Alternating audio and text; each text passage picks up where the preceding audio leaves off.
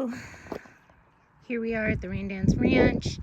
It's middle of July. I believe we're on the 18th. I'm not sure. Closer to the end of July. So these flowers over here took a hit. I haven't been able to get over here and water.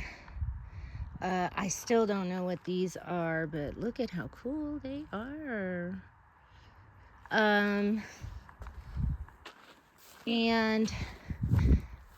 the zinnias have really popped, and I have been meaning to come out and chop them down because that's what you're supposed to do. But I don't know. You know what? I think I'm going to just let them grow without topping them just to see what they do, because why not? But everything's still alive here. The daylilies are really coming back.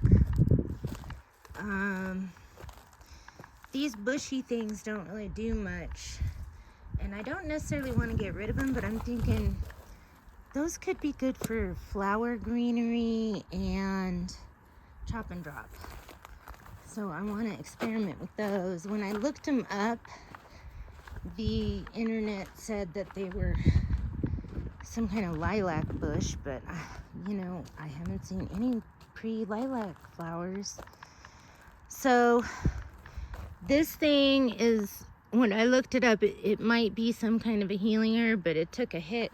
Like, we had a huge rain day before yesterday or something, 2 days ago. So then the next day I didn't water, and then this morning, I can't remember how long it's been since I've watered out here, but everything looked really sad this morning. These things right here looked really sad, and they've bounced back a little bit. And I'm wondering if maybe there's something wrong with the soil, because I'm getting, you know, these ugly leaves. But I mean, it was like that before I, you know, have let things go and things have gotten hot and stuff, and they just don't grow that much. These are cow peas. The radishes, on the other hand, really, I like them as a cover crop because they actually cover the soil. And these really don't seem to cover the soil all that much. Now, I do have some good growth over here in this corner, which is interesting. This Shungiku, it's pretty incredible how big this stand of Shungiku got, because that's not just like one plant. That's a bunch of plants all growing in a cluster. And this Shungiku was really big before that got big. And I'm wondering if maybe it's the roots or the factor of having had this with the Austrian peas that had kind of filled in up to here, and so this was getting like afternoon protection for a while. I don't know, it's just really interesting. And so some of my yarrow transplants look like they're either not gonna make it. I can't tell. That one looks like it might still have life in it. I haven't really gotten down there and looked at it too close. This was doing real good until like yesterday. So far I got two that I don't think are gonna make it. These two were the first ones I did, and they're doing all right. They're holding in there. Those look like they're gonna live, or, you know, as long as I continue to water them.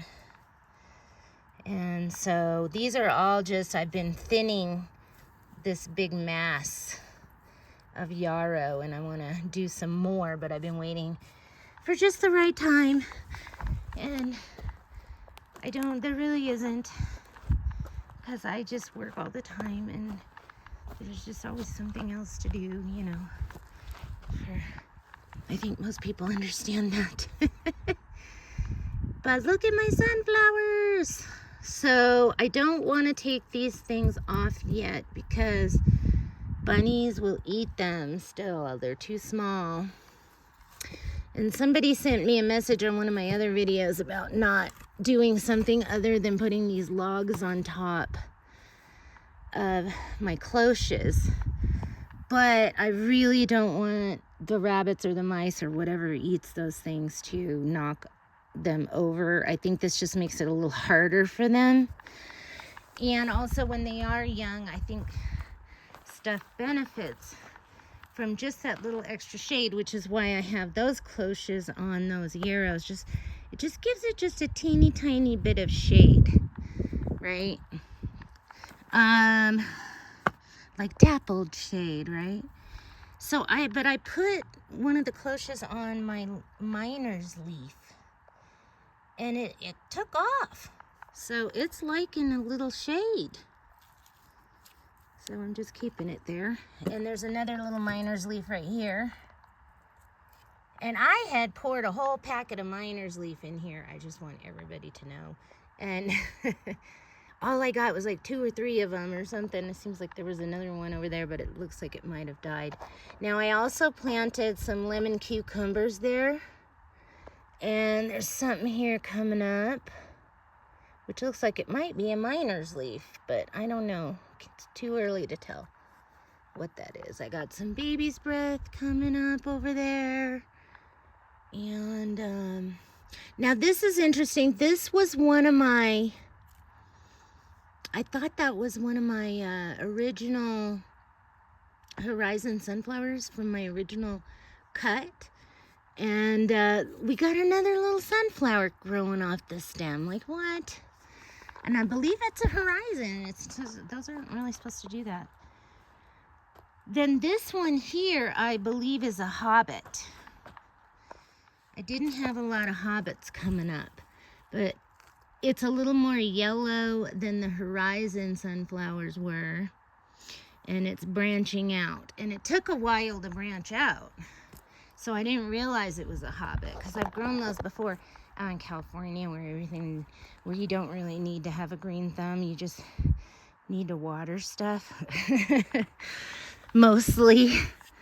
And I believe this is a Hobbit as well. And I thought I had done just Hobbits over here, but that might, I think these two are the Hobbits. So these are sort of like a landscape seasonal sunflower, from what I understand. I'm not really sure. We'll see how these do. Like, it should last like all summer. But look at these Starburst Panache. Another wonderful landscape sunflower. And I really want to try to use these in cut flowers. And I'm wondering how they would look if I terminated the first big flower, because look at what the first big flower looks like right now. If I'd have terminated that earlier and then waited for the rest of these to bloom, and then I've got like a nice cut flower that has a lot of blooms all on one stalk. Like, I don't see why you couldn't do that. But you know what? For in the garden, I just come out and I'm like, what? Hallelujah, glory, glory. Thank you, Jesus. That's all I can think when I see them. And then we've got these little runt panaches, which could make really great cut flowers, because look at how long those stems are. They're solid, they're thin. And then here's another panache that just sort of has 2 side-by-sides. Now these might be a little old, I don't know. But these 2 right here, if I was ready to make a bouquet, I would cut these down right now. And these might be some more panaches too. So I'm really loving the Starburst Panache, and I just wish I was in a better position to spend time messing around with the flowers. But that's not how life always works. At least I got stuff growing. That's the important thing. And then there's another cucumber, lemon cucumber. And then I've got a zucchini there, and I had another zucchini growing next to it, and I tried to transplant it to another location, and I just didn't water enough and it died. I'm particularly excited about these. I think last time I made a video, I might have only had one up. I can't remember, but it took a long time. But these are rain lilies, so I gotta learn more about those. And I planted liatris in here all along. Here, a bunch of them. Like probably 20 of them. Maybe not that much, but somewhere close to that, if not that much. And just no liatris. But these shungikas really make me happy too. And the cilantro really makes me happy because they are still blooming. And before this started to kind of do whatever it's doing now, it was looking really pretty with the kale and the cilantro coming up through the kale. And so I'm just going to let these go to seed. And I was watching Bare Root Farms, I think is what, Bare Root Farm, I believe is her channel. I don't know why anyways, but she uses these cilantros, and I was looking at one of her videos this morning, and she was using cilantro. Her cilantro is like 3 times this size. And so hopefully next year, maybe I can get them in earlier. I can have them in better soil, get more water on them, whatever it takes, or maybe get a different variety that has better flowers. I have no idea if there's different varieties of cilantro. But in any case, they're still awesome, and you can use them like in mason jar flower arrangements. And Coleus is holding up real good. It's a little sun bleached, but it's alive. And so that's how the garden's doing. This is actually a Saturday. I haven't had time to think straight. Hopefully I will only have one more week of not being able to think straight or get anything done. And then after that, I'm gonna have a little reprieve. And I've really got a lot of work to do around here. I'm just trying to be thankful for what I was able to get done. And sometimes when you're trying to get something going and you gotta work full time and life is always happening, you can't give up. You just gotta keep going and go, look at what I did do, right? And this is what I did do. But I really thought by this time, by the end of June, I thought I would have all these gardens ready to be planted and planted in, that I'd have more water collection ready, or storage anyways. And none of that got done. But this did, and I need to get some more seeds in because I got to get these radishes out. And I'm real happy that all of my creeping Jenny and my creeping thyme are still alive, but they were like on their last legs when I came out here earlier today. And I got to get these radishes out. So this is ready to go. These are ready to go back into the earth as my chop and drop leafy material. And yeah, so here we are getting close to the end of July. And I'm just thankful and happy, and I'm going to call this a success, even though every day I feel like crying. Like, I need to get these done, but I got to do this, that, and the other thing instead. I guess that's what being an adult is all about, not being able to get the stuff done that you really want in lieu of doing all this other stuff you got to do.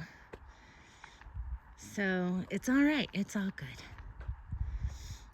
Just when it rains, go out and dance.